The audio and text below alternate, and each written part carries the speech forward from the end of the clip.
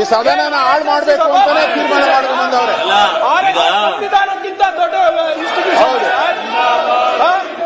ಸಂವಿಧಾನದಲ್ಲಿ ನಮ್ಗೆ ಅವಕಾಶ ಮಾತಾಡ್ತೀವಿ. ನಿಮ್ಗೆ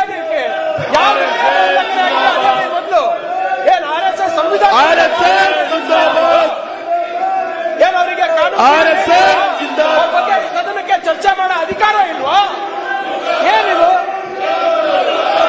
RSS ಅಂದ್ರೆ ತಪ್ಪೇನಾಗುತ್ತೆ ಸರ್? ಅಲ್ಲ, ಅವರು ನೋಡಿ, ಈ ದೇಶದ ಪ್ರಧಾನಿನೇ RSS.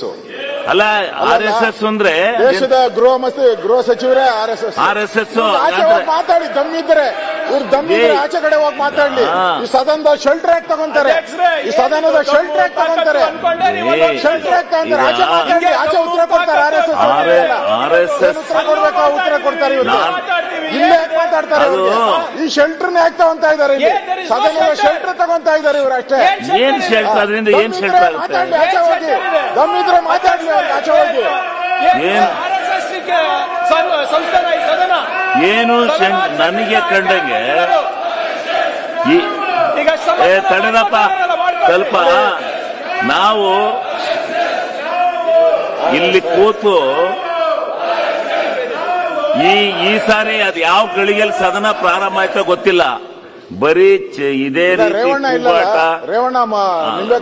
ಅದನ್ನ ನೀವು ಅವ್ರು ಇಲ್ಲ, ನೀವು ಬೇರೆ ಆ ಪಾರ್ಟಿ ಬಿಟ್ಬಿಟ್ಟಿಲ್ಲ, ನೀವು ಬೇರೆ ಆ ಪಾರ್ಟಿ ಬಿಟ್ಬಿಟ್ಟಿಲ್ಲ, ಅದಕ್ಕೆ ಯಾರು ಇಲ್ಲ. ಅಲ್ಲಲ್ಲ, ಈಗ ನಾನ್ ಹೇಳೋದು ಇದೇ ತರ ಮಾಡ್ಕೊಂಡು ಹೋದ್ರೆ ಈ ರಾಜ್ಯದ ಜನಕ್ಕೆ ಏನು ನಾವು ನೀವು ಅಲ್ಲರೇ ಯಾರಾದ್ರೂ ಸರಿ, ಏನ್ ಕಿತ್ತು ನೀವು ಯಾರಾದ್ರೂ ಸರಿ ಈ ರೀತಿ ಸದನನ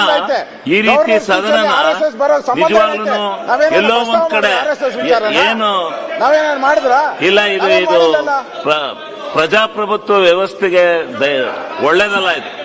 ಇದು ಧಕ್ಕೆ ಬರ್ತಕ್ಕಂಥ ವ್ಯವಸ್ಥೆ. ದಯಮಾಡಿ ಯಾರು ಇದು ಮಾಡಿ ನಮ್ಮ ನೋಡಿ, ಮುಖ್ಯಮಂತ್ರಿಗಳಿಗೆ ಹೇಳ್ಬೇಕು ರೀ. ನೋಡ್ರಿ ಸ್ವಾಮಿ, ಮುಖ್ಯಮಂತ್ರಿಗಳು ಹೇಳಿದ್ರು ಹೇಳ್ತೀವಿ. ಮುಖ್ಯಮಂತ್ರಿಗಳು ಉಪಯೋಗಿಸಿರೋ ಪದ ಅನ್ಪಾರ್ಲಿಮೆಂಟರಿ ಆಗಿದ್ರೆ ಹೇಳ್ಬೋದಾಗಿತ್ತು. ಅದು ಅನ್ಪಾರ್ಲಿಮೆಂಟರಿ ಅಲ್ಲ. RSS ಅನ್ನತಕ್ಕಂಥ ಪದ ಅನ್ಪಾರ್ಲಿಮೆಂಟರಿ ಅಲ್ಲ. ಅದರಿಂದ ಅದನ್ನು ನಿಮ್ಮನ್ನ ಟೀಕೆ ಮಾಡಿದ್ನಲ್ಲ, ಅದು ಅದ್ಯಾಕೆ ಈಗ ಇದೇ ತರ ಹೋದ್ರೆ ಈ ರಾಜ್ಯದ ಜನ ಏನಂತಾರೆ? ನೀವು ಬರೀ ಸದನ ಹಾಳು ಮಾಡ್ಕೊಂಡು ಕೂತ್ಕೊಂಡ್ರೆ ಏನ್ ಅವ್ರ